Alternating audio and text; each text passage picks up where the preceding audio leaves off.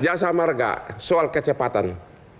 Menurut Anda gimana? Tadi ada perdebatan soal kecepatan. Tadi gimana tadi? Anda nggak setuju tadi? Di PP 23 2004 kan di pasal 6 itu diatur, Bang, tentang standar kecepatan minimum untuk tol luar kota itu 80 km per jam. Menurut Anda kalau dalam rangka mudik berapa? Ya kalau di dalam kota aja juga 60 km per jam, Bang. Ya Bang bisa rasakan kalau dalam kota itu tercapai nggak SPM itu gitu. Sementara nggak pernah ada diskon tarif.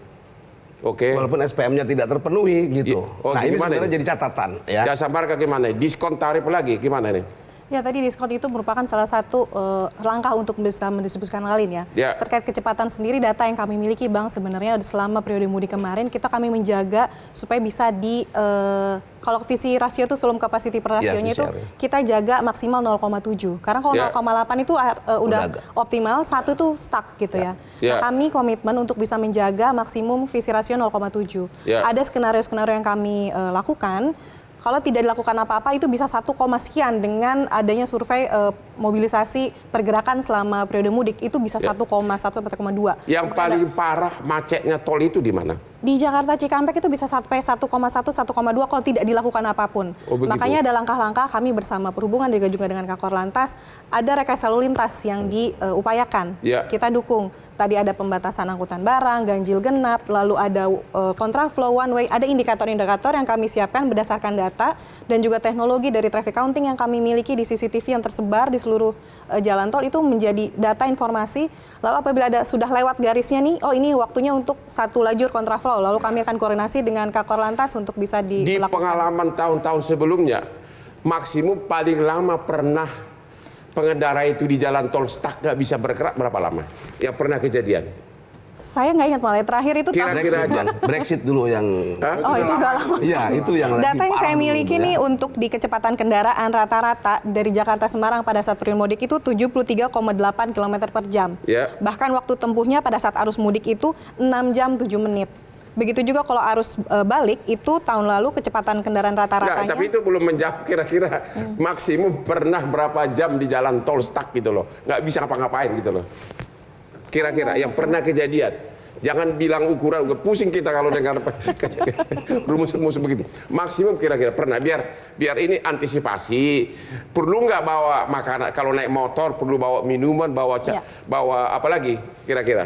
Ya, kalau dari waktu tempuh tadi kan kita perkirakan bisa 6 sampai 7 jam ya untuk Jakarta Semarang. Maka kami memang himbau untuk dipastikan kecukupan bahan bakar itu paling penting. Kecukupan saldo uang elektronik kalau misalkan mau ke Semarang itu minimum saldo 500.000. Saldo elektronik minimum 500.000. Kalau ke Semarang, kalau ke Surabaya itu sampai 1 juta untuk Surabaya minimum 1 juta. Ya, itu jadi harus disiapkan. Pasti udah pada bawa duit lah, tapi mungkin elektroniknya nggak ada betul, duit ada tapi belum diisi gitu ya. Betul. Lalu juga kecukupan bahan bakar itu penting. Bahan bakar. Betul. Lalu kondisi kendaraan dan pengemudinya paling penting ya Pak Kakor. Bahan bakar aman, semua jalan tol udah pasti ada semua ya. Aman. Kita tambahkan juga memang kapasitas dan juga kita kerjasama dengan Pertamina untuk memastikan kapasitas bahan bakar itu tersedia. Bahkan kita siapkan BB motoris, SPBU modular, jadi menambah kapasitas. Jadi ada beberapa tempat-tempat. Bahkan kalau misalkan terlanjur nih, belum sampai rest area, habis bahan bakar, tinggal kontak kami di call center. Yang benar, tinggal kontak kami. Kita nanti ada datang motor, gitu langsung dibawain bensin gitu. Pakai motor ada bahan bakar yang sampai nanti mungkin Pak Kakor bisa. Tapi teleponnya kemana? Betul. Ke 14080 One Call Center Jasa Marga. Coba sebutin lagi biar pelan-pelan biar rakyat tahu. Kalau Anda kehabisan BBM, nomor berapa di telepon? Di 14080 One Call Center Jasa Marga 24 jam. Oke, jadi biar tahu ya. Oke. Tuh, masih perlu nggak kalau begini? Kalau semua sudah indah, DPR masih perlu nggak sih? Gimana nih? Kita senang, Bang. Jadi ketika semua stakeholder yang ngurusin rakyat ini bekerja dengan baik, tentu kita senang. Ya kan? Tugas kami ini kan melakukan pengawasan supaya betul apa yang ada di atas kertas itu terjadi juga di lapangan. Kan Oke, mudah-mudahan apa yang di kertas itu yang terjadi juga di lapangan. Tahun lalu, Anda udah jadi DPR belum? Kan evaluasinya ada, Bang. Ya. Gimana? Catatannya misalnya begini, salah satu catatan rest area misalnya, itu kan juga menjadi salah satu penyebab kemacetan, Bang. Oh begitu? Oh iya, ya Pak Kapolres ya, karena orang mau ke toilet, segala macam, itu susah ditahan. Gitu ya, terus kelelahan, pengen istirahat. Jadi cara mengatasinya gimana? Nah, kami kemarin mendorong ke Pak Menteri Perhubungan, ke Pak PU ya, termasuk ada Pak Dirjen. Kita ingin mungkin nggak itu orang rest area itu pemudi itu bisa keluar tol dulu untuk kemudian masuk tapi tidak dipotong gitu loh. Jadi dihitung langsungan.